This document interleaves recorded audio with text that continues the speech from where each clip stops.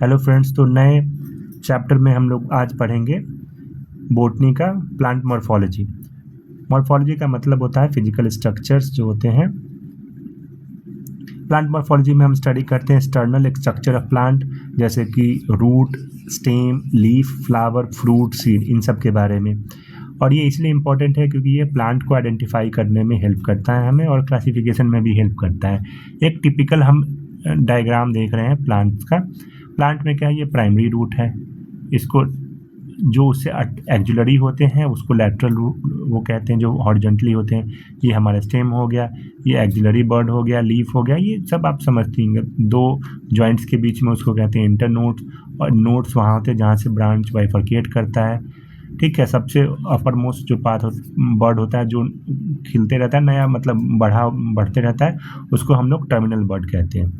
Root system की बात करते हैं। लास्ट चैप्टर में, लास्ट टॉपिक में भी हमने इसका देखा था एग्जाम्पल मोनोकोटिलिडनस और डाइकोटिलिडनस में, कि दो टाइप के रूट होते हैं। ठीक है, आप देखिए टैप रूट और फाइब्रस रूट, ये आपको समझना है। टैप रूट में होता है एक बड़ा सा मेन रूट होगा और उसमें बहुत सारी छोटी छोटी रूट्स निकलेंगे और उससे सब ब्रांचेज एंड सब ब्रांचेज निकलते हैं। सेकेंडरी रूट कहते हैं, टर्सरी रूट कहते हैं। ये ब्रांचेज हो गया, सब ब्रांच हो गया, और एक मेन रूट होता है। ये टैप रूट सिस्टम ज़्यादातर डाइकोटिलिडनस प्लांट्स में होता है, और फाइब्रस रूट होता है मोनोकोटिलिडनस रूट। इसमें क्या होता है कि बहुत सारे हेयर लाइक स्ट्रक्चर एक ही जगह से निकलते रहते हैं। इसको एडवेंटेशियस या फिर फाइब्रस रूट सिस्टम भी कहते हैं। ठीक है, अब देखिए कि ये जो है वो डिसेंड करता है प्लांट एक्सिस से और रेडिकल से डेवलप करता है, हेल्प करता है रूट सिस्टम जो है एब्जॉर्प्शन में, एंकरेज में, पानी के एब्जॉर्प्शन में, एंकरेज मजबूत मतलब पकड़ के रखने के लिए प्लांट्स को, स्टोरेज में स्टोर भी करता है। बहुत सारे रूट्स जो होते हैं वो फ्रूट्स के फॉर्म में ही होते हैं, और कंडक्शन में वाटर को ऊपर लीफ तक पहुंचाने में। टैप रूट में देखिए डाइकोटिलिडनस होते हैं, मैंगो, मस्टर्ड हो गया। फाइब्रस रूट में मोनोकोटिलिडनस, वीट, राइस, हमने पहले भी पढ़ा। एडवेंटेशियस रूट ये इसी का पार्ट है, लेकिन समटाइम इसको सेपरेटली हम पढ़ते भी है। और ये बेसिकली ग्रासेस और बनियान ट्री का होता है, जो स्टेम से ही निकलता है डायरेक्टली। मॉडिफिकेशन देखिए जो मैंने आपको बताया अभी, स्टोरेज के फॉर्म में है रूट को।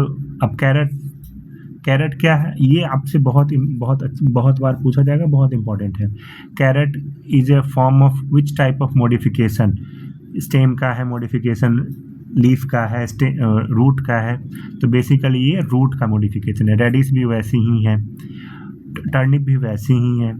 सपोर्ट सिस्टम में देखिए बनियान ट्री, उस क्या होता है कि रूट ही उसका प्रॉप के फॉर्म में आता है ऊपर से और रूट बना देता है, उसी से वो फिर न्यूट्रिशन लेता है। मेज में भी स्टिल्ट होते हैं, मतलब कि अगर मेज का ये स्टेम है तो यहाँ से छोटे छोटे स्टिल्ट होते हैं।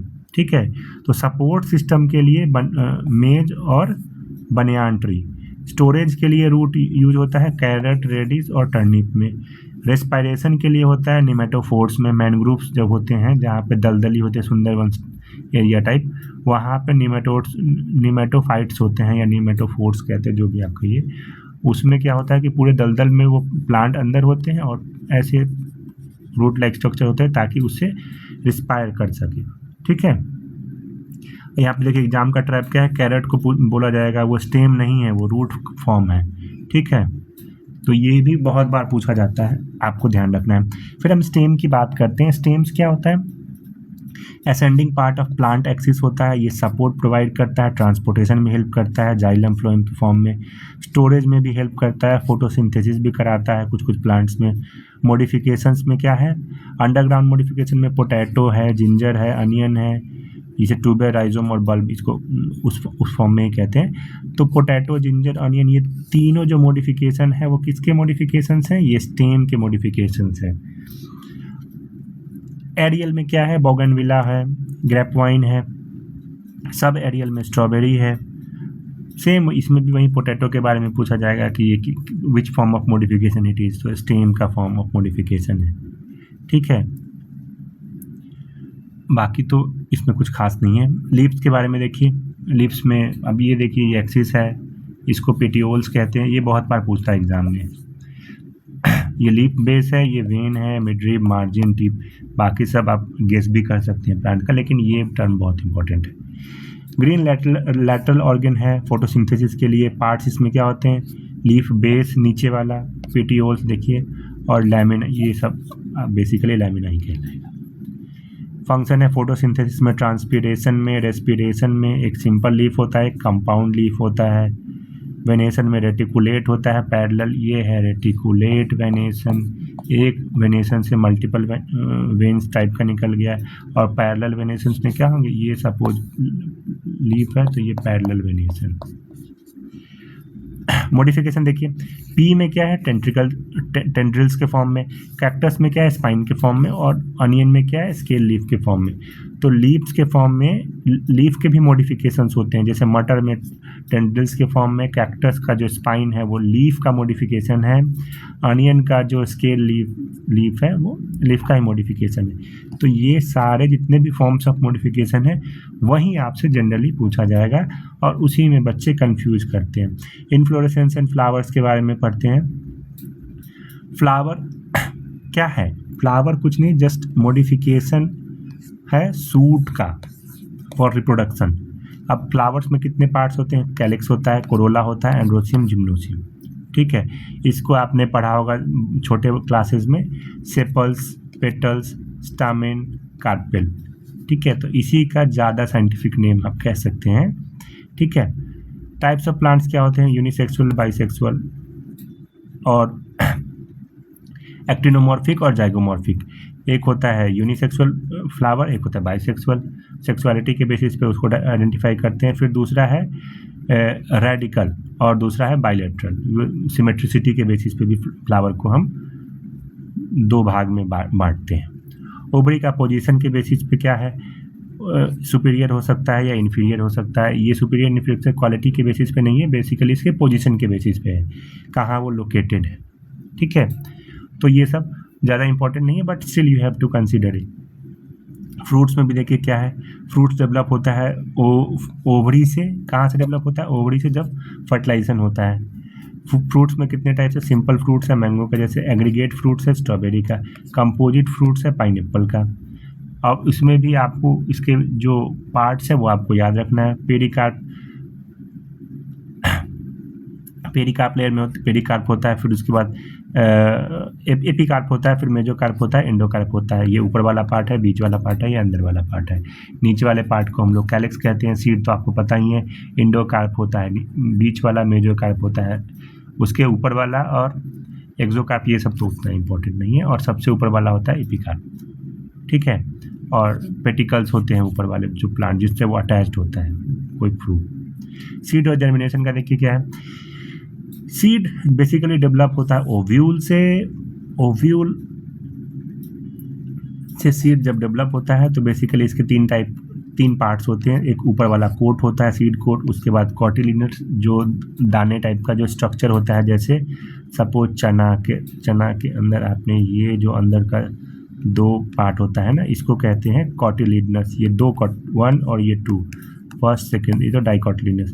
तो कॉटिलिनस बेसिकली, और ये सीड कोट हो गया ऊपर वाला। सीड कोट के नीचे कॉटिलिनस होते हैं और उसके अंदर इम्ब्रियो होते हैं, जहाँ पे वो एक छिद्र टाइप का देखेंगे, ठीक है। जर्मिनेशन का टाइप होता है इपिगियल या हाइपोगियल, ठीक है। इपिगियल का मतलब होता है कि ऊपर से वो जर्मिनेट करके, ये देखिए इपिगियल में ये ऊपर से जर्मिनेट करके फिर नीचे गया, और ये हाइपोगियल में वो नीचे से ही जर्मिनेट कर रहा।